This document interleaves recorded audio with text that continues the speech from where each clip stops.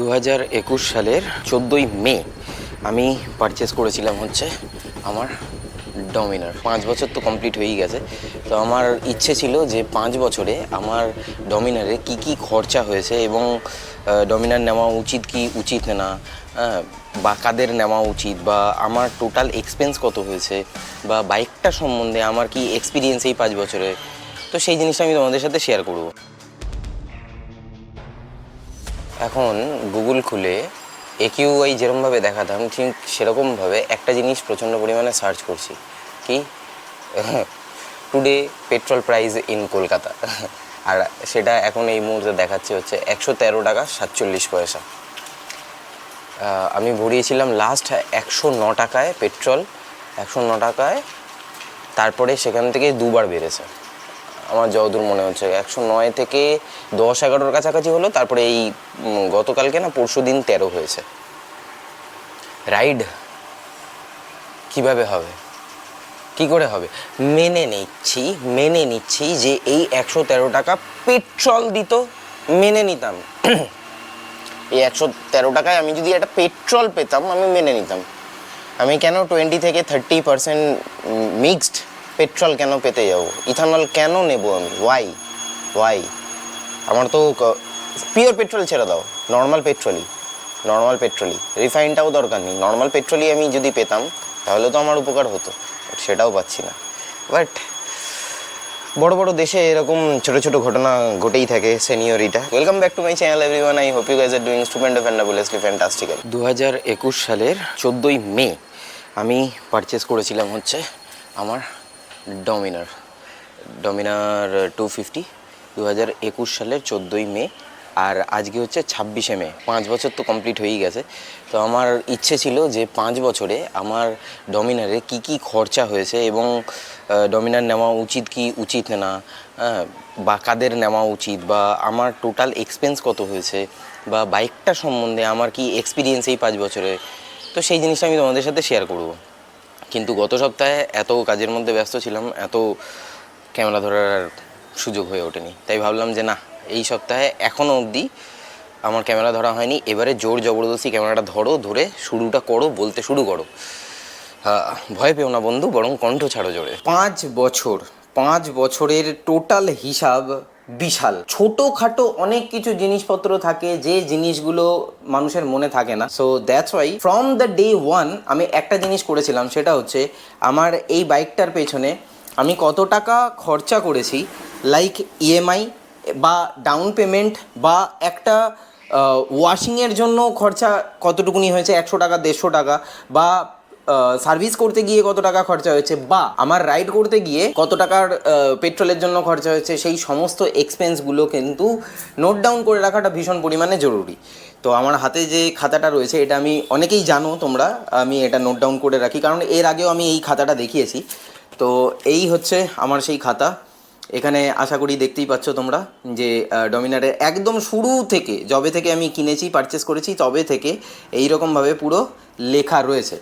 তো এই হচ্ছে পুরো এক্সপেন্সেস আমার, এইদিকে এদিকে সমস্ত এক্সপেন্স আমার লেখা রয়েছে। আমি যেখানে যেখানে রাইডে গেছি, লাইক ধরো এই যে আমি লাদাখে গেছিলাম, তখন আমার কত টাকার পেট্রোল লেগেছিলো সেই এক্স্যাক্ট অ্যামাউন্ট কিন্তু আমার এখানে লেখা রয়েছে। ইএমআই সাথে লিটার ফুয়েল, লিটার আমি কত কিছু ভরিয়েছি, এবং তার সঙ্গে ট্রিপের জন্য কত টাকা খরচা হয়েছে, আদার্স বাইক সার্ভিস সেন্টারে দিয়ে কত টাকা আমার খরচা হয়েছে, এবং টুকটাক সমস্ত জিনিসপত্র কিন্তু আমার এইখানে কিন্তু লেখা রয়েছে। এই হচ্ছে টোটাল আমার হিসাবের খাতা। তো মোটামুটি 4-5 পৃষ্ঠা পুরো একদম পরপর লেখা রয়েছে। তো লাস্ট আমার যেটা ক্যালকুলেশন সেটা হচ্ছে এখানে একদম তোমাদেরকে আমি দেখিয়েই দিচ্ছি। এই হচ্ছে আমার টোটাল ক্যালকুলেশন। এবারে এইখানে যে নাম্বার অফ ফিগার তোমরা যেটা দেখতে পাচ্ছ, এই ফিগারটার সঙ্গে এটাকে অ্যাড অন করতে হবে। 4,57,751 টাকা, 4,57,751 টাকা। এই হচ্ছে, জানি না বুঝতে পারবে কি না, এই হচ্ছে হিসাব। এবার এটা হয়ে গেল হচ্ছে 5 বছরের। এবারে 5 বছরে তাহলে পার বছরের হিসাব কত দাঁড়াচ্ছে আমার? 5 দিয়ে ভাগ করতে হবে। পার বছরের আমার হিসাব দাঁড়াচ্ছে হচ্ছে 91,550.26। এটা হচ্ছে পার বছর।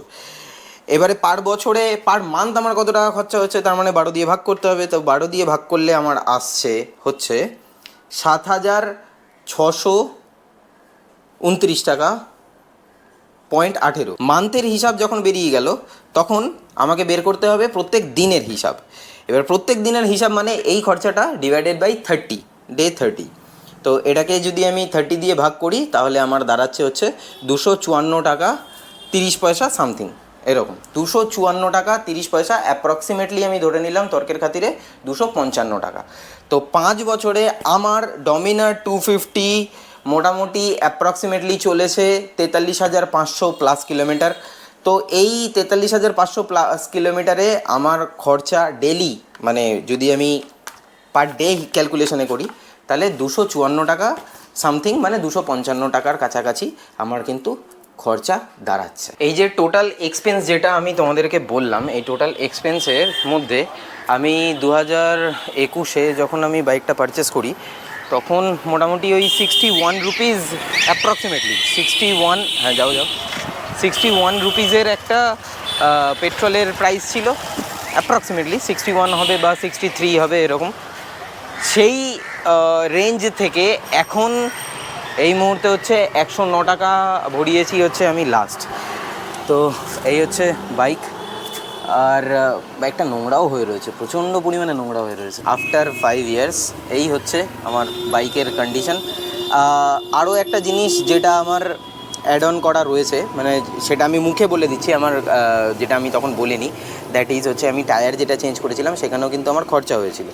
তো টায়ার আমার স্টক টায়ার নেই এই মুহূর্তে, তো ট্র্যাম্পলার এসটি। আর এই 5 বছরের আমি একবারই টায়ার চেঞ্জ করেছি স্টক টায়ার, এবং তারপরে যে টায়ারটা লাগিয়েছি ট্র্যাম্পলার এসটি সেটা কিন্তু আমার এখনও কন্টিনিউয়াসলি চলে যাচ্ছে।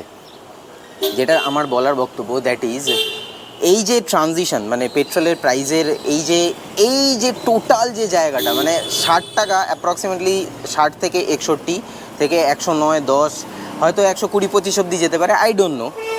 তো এই যে পুরো ব্যাপারটার ক্যালকুলেশন যখনই বাড়বে তখন কিন্তু এই যে ডেলি অ্যাভারেজ যেটা রয়েছে সেই অ্যাভারেজটাও কিন্তু তোমাদের বেড়ে যেতে পারে।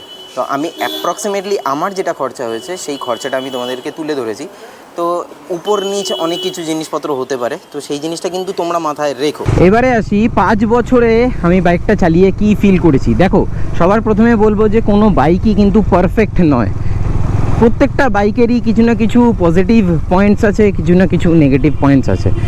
তো ডমিনারের ক্ষেত্রে যেটা আমি ফিল করেছি দ্যাট ইজ ডমিনার কিন্তু হাইওয়ের রাজা। আনডাউটেডলি ডমিনার, সেটা 250 হোক বা 400 অর এখন তো হয়ে গেছে 350 সিসি। তো সেক্ষেত্রে ডমিনার কিন্তু হাইওয়ের রাজা। এবং আমি হাইওয়েতে যতটা পরিমাণে মাইলস মাঞ্চিং করেছি তাতে আমার এক্সপিরিয়েন্স হয়েছে যে ডমিনার বাইকটা কিন্তু ভীষণ পরিমাণে স্টেবল একটা বাইক। যেহেতু ফ্রন্ট হেভি, যার জন্য ডমিনার কিন্তু স্টেবিলিটি দেয়। হাইওয়েতে কিন্তু কোনো রকম প্রবলেম কিন্তু হয় না ডমিনারের ক্ষেত্রে, মানে চালানোর ক্ষেত্রে। এবারে ডিপেন্ড করে হচ্ছে সিটের ওপরে তুমি কতটা কমফোর্ট পাচ্ছ না পাচ্ছ, সেটা সম্পূর্ণ তোমার ব্যক্তিগত চয়েস। আমি স্টক সিটে রয়েছি এখনও অবধি, কারণ আমার মনে হয়েছে যে কোনো রকমভাবে ডিসকমফর্ট আমার হচ্ছে না। হ্যাঁ, একটু ইন দ্য লং রান আমার মনে হয়েছিল যে একটু নাম্ব হয়ে যাচ্ছে, তো that's why that is okay. এটা কি বলবো, মানে লংয়ের ক্ষেত্রে, লং ট্যুরিংয়ের ক্ষেত্রে একটু হার্ড সিট, একটু সামান্য হার্ড সিট কিন্তু দরকার হয় ফর দ্য লং রান। আর রইল বাকি একটা যেটা আমার সবথেকে বড় নেগেটিভ পয়েন্ট লাগে ডমিনারের ক্ষেত্রে, দ্যাট ইজ এই বাইকটার টার্নিং রেডিয়াস। এই বাইকটার টার্নিং রেডিয়াস এতটা ছোট, যার জন্য অনেকটা বড় জায়গা লাগে এই বাইকটাকে কাটাতে। তো ডমিনারের টার্নিং রেডিয়াসটা যদি একটুখানি বেটার হতো বা বাজাজ যদি এই জায়গাটাকে দেখতো তাহলে কিন্তু খুব একটা বেশি প্রবলেম হতো বলে আমার তো মনে হয় না। আর হাইওয়েতে মোটামুটি একটা 250 সিসির বাইক থেকে ঠিকঠাক পেট্রোল যদি আমি পাই তাহলে কিন্তু যথেষ্ট ভালো কিন্তু মাইলেজ এক্সপেক্ট করা যেতে পারে। তবে মাইলেজ কিন্তু লোকালে পাওয়া যায় না, দ্যাট ইজ ফর শিওর। তার কারণ আমি যখনই হাইওয়েতে মাইলস মাঞ্চিং করেছি, আমি কিন্তু একটা সার্টেন আরপিএম ধরে কিন্তু আমি মাইলস মাঞ্চিং করেছি, এবং দ্যাট ইজ মাই হ্যাবিট। এবার ডিপেন্ড করছে এক একজনের হ্যাবিট, চালানোর স্টাইল, ফ্রিকোয়েন্সি এক এক রকমের। কেউ একটু হাই রেভ করা পছন্দ করে, কেউ একটু মডারেটে থাকতে পছন্দ করে। তো আমি মোটামুটি 5 থেকে 6,000 আরপিএমে কিন্তু যথেষ্ট ভালো মাইলেজ পেয়েছি। এটা আমি যেটা এক্সপিরিয়েন্স করেছি আমি সেটা তোমাদের সাথে শেয়ার করছি। এবার অনেকে আছে যে হাই রেভ মোটর, যে আমি একটুখানি থ্রটেল পুল করি তাহলে আমি একটু মজা পাবো, তো সেক্ষেত্রে মাইলেজ একটু হলেও ড্রপ হলেও হতে পারে। তো সেটা সম্পূর্ণ ডিপেন্ড করছে রাইডিং প্যাটার্ন বা রাইডিং স্টাইলের ওপরে। তো মাইলেজ নিয়ে আমি হায়েস্ট এই বাইকটা থেকে মাইলেজ পেয়েছি in the long run, that is 43 kilometre per litre. 43 kilometre per litre, can you imagine? তা আমি কতটা সুন্দরভাবে চালাতে পেরেছি বলে এই মাইলেজটা আমি পেয়েছি সেটা তোমরা একবার ইমাজিন করে নাও। এখানে কিন্তু পেট্রোলের অবদানও কিন্তু অনেকটাই রয়েছে, যে একটা প্রপার পেট্রোল যখন বার্ন হয় তখন কিন্তু মাইলেজ কিন্তু পাওয়া যায়। আর যখন ইথানল মেশানো যে পেট্রোল আমি যেটা সকালবেলা বলছিলাম, সেই পেট্রোল যখন বার্ন হয় তখন কিন্তু পুরোপুরি 100% কিন্তু বার্ন হয় না, যার জন্য কিন্তু ইঞ্জিনের ক্ষতিও হয় এবং তার সাথে সাথে মাইলেজটাও কিন্তু ড্রপ করে। আর এখন এই মুহূর্তে পেট্রোলের প্রাইস যা হয়ে রয়েছে তাতে তো আমার ডাউট আছে যে কখনো 40+ মাইলেজ তোমরা এই 250cc বাইকের থেকে পেতে পারবে কি পারবে না, এটা নিয়ে আমার কিন্তু যথেষ্ট ডাউট আছে। এছাড়া তোমরা অনেকেই হয়তো বলতে পারবে যে দাদা ডমিনার বাইকটা কিন্তু হেভি ওয়েট বাইক। দেখো, ওয়েট ম্যানেজমেন্টটা কিন্তু ঠিক হয়ে যায় যখন তুমি খুব সুন্দর প্রপারলি একটা বাইককে হ্যান্ডেল করতে পারবে। তো সেটা সময়ের সাথে সাথে মানে তোমাকে ইউজ টু হতে হবে। যখনই তুমি ইউজ টু হয়ে যাবে তখন কিন্তু তোমার ওই ওয়েটটা কিন্তু ফ্যাক্টর হবে না। এবং তার সাথে সাথে ডে বাই ডে যে স্কিল জেনারেট করা বাইক চালাতে গেলে যতটুকুনি দরকার সেই ধরনের জিনিসগুলো, এবং তার সঙ্গে এক্সট্রা কোনো কিছু স্কিলস তুমি যদি সেট করে নিতে পারো, সেই স্কিলটা কিন্তু তোমার কাজে লেগে যাবে একদম এক্সট্রিম কোনো সিচুয়েশানে হ্যান্ডেল করতে বা ড্যামেজ কন্ট্রোল করতে।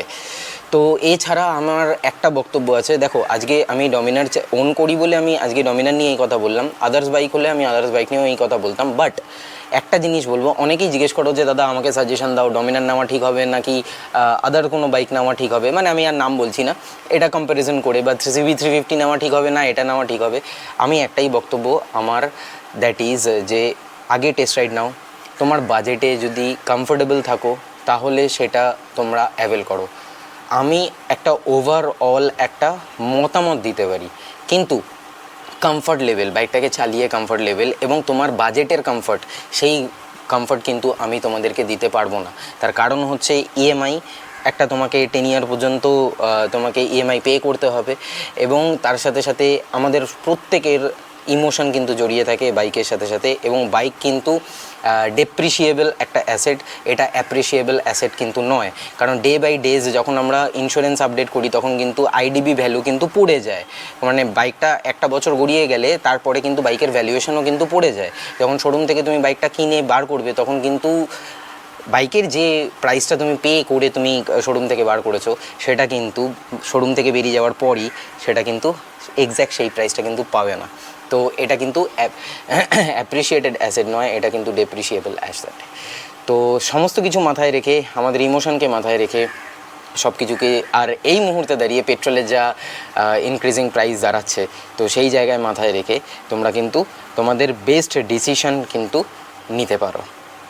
এর থেকে বেশি আর লেন্দি করছি না। কেমন লাগলো অবশ্যই কমেন্ট বক্সে কমেন্ট করে জানিও। এছাড়াও যদি কোনো পয়েন্ট যদি মিস করে গিয়ে থাকি বা তোমাদের মনে হয় যে আমার এটা বলা উচিত ছিল, তাহলে তোমরা কোয়েশ্চেন করে দিতে পারো কমেন্ট বক্সে, আমি সেটার রিপ্লাই আমি তোমাদেরকে দিয়ে দেবো। উইথ দ্যাট সেড আজকের ব্লগটা আমি তাহলে এখানেই শেষ করছি। দেখা হচ্ছে আবার পরবর্তী ব্লগে। Till then bye bye, take care, stay tune and keep supporting B Bong. পাশে থেকো, সাথে থেকো, ব্লগে থেকো।